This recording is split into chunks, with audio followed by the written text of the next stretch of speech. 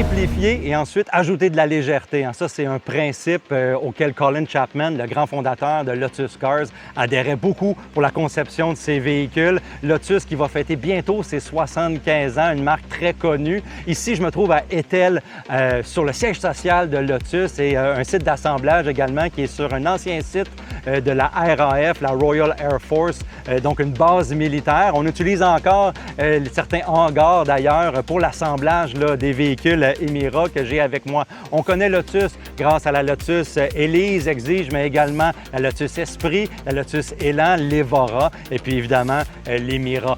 Donc un constructeur qui a eu des hauts, des très bas aussi. On est maintenant la propriété de Geely, le consortium chinois qui a des participations dans beaucoup de constructeurs en Europe. Alors Geely a permis à Lotus de rester en vie. On investit beaucoup dans des véhicules électriques. On connaît le Elettré, l'utilitaire qui vient de faire son entrée au Canada. Puis maintenant, on assemble encore des petites sportives. On essaie de rester proche des principes de Lotus, même avec la participation de Geely. Donc, c'est très difficile de garder de la légèreté avec des véhicules électriques. Alors, on essaie de voir si Lotus va être capable d'être à l'avant-plan de la conception des véhicules électriques dans le futur. Mais pour le moment, j'ai la Lotus Emira avec moi, qui n'est pas un véhicule électrique, mais un véhicule à essence, un petit véhicule sportif biplace qui est disponible avec deux moteurs, un moteur V6 et un moteur à 4 cylindres turbo-compressé. Puis ici, j'ai un modèle Sport 420 Sport qui vient de sortir. Alors, je vais faire le tour du véhicule avec vous, puis on va regarder ses caractéristiques. Donc, l'Emira est livrable avec un choix de deux moteurs. On a un V6 3.5 litres avec un compresseur volumétrique Edelbrock qu'on installe ici en usine, mais c'est un 6 cylindres qui nous vient de chez Toyota. Ça, c'est l'Emira V6 et c'est livrable avec une transmission manuelle à 6 rapports. Aujourd'hui, l'Emira Turbo, c'est un 4 cylindres 2 litres turbo compressé qui nous vient de chez Mercedes AMG. Et puis, ça développe 400 chevaux dans le véhicule de base. Mais ici, la 420 Sport, on a une version qui est un petit peu plus pimentée à 414 chevaux et 369 livres-pieds de couple. Ici, on est jumelé à une transmission en 8 rapports et double embrayage qui envoie toute la puissance aux roues arrière. Donc, pour les caractéristiques de la 420 Sport, on a un véhicule qui est 5 mm plus bas, donc une garde au sol plus abaissée. On a également un système de freinage qui a été mis à jour. On a des suspensions Bilstein qui ont été recalibrées comparativement au modèle 4 cylindres. Puis également, on a l'augmentation de puissance pour la 420 Sport. Mais on a un ensemble qui est très intéressant aujourd'hui avec nous, qui est l'ensemble maniabilité léger. On essaye d'enlever 25 kg de poids sur la Emira 4 cylindres turbo compressé.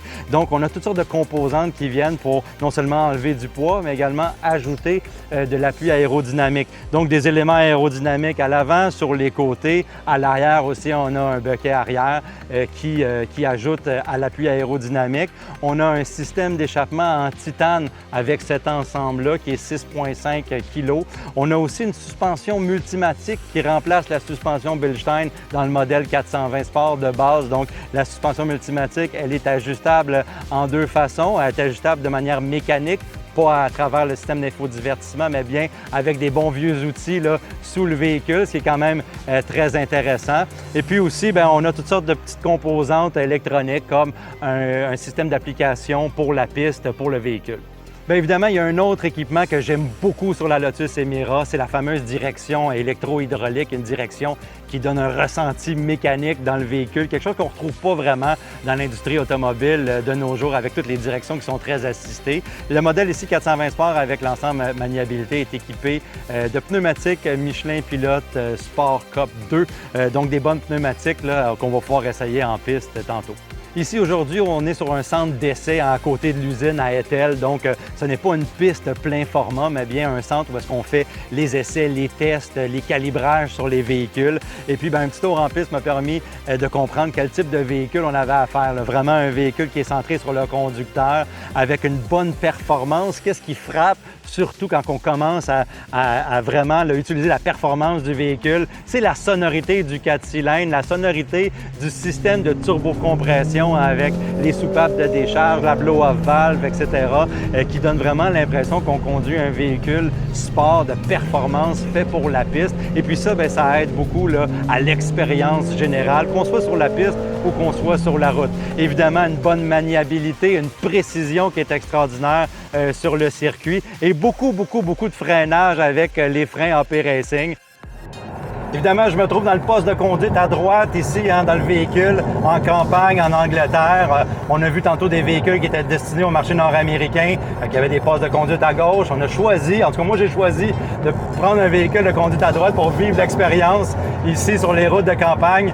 Je peux vous dire que le moteur Mercedes AMG 2 litres turbocompressé à 4 cylindres, c'est 414 chevaux de bonheur à 369 livres-pieds de couple, avec la transmission à 8 vitesses qui envoie la puissance au roue à l'arrière. On est dans un petit véhicule de compétition, là, pratiquement. La visibilité, elle est bonne vers l'avant, mais vers l'arrière, c'est pas mal moins bon. Évidemment, on sent, à cause de la suspension, pas mal toutes les petites crevasses, les imperfections sur la route ici. Mais on a une suspension multimatique qui est ajustable, hein, qu'on peut ajuster avec des outils, juste aller en dessous du véhicule et faire ça. Évidemment, les ingénieurs nous ont calibré le véhicule aujourd'hui pour que ça soit idéal. Le ressenti dans le volant, c'est quelque chose d'exceptionnel chez Lotus. Dans la direction là, qui est électro-hydraulique, on ressent beaucoup tous les mouvements du véhicule. Il y a beaucoup de rétroaction. C'est très satisfaisant pour quelqu'un qui aime conduire. Donc, avec ce véhicule-là, c'est très particulier. C'est très maniable, c'est très direct aussi et pas vraiment de mouvements de caisse qui surprennent sur ce véhicule-là.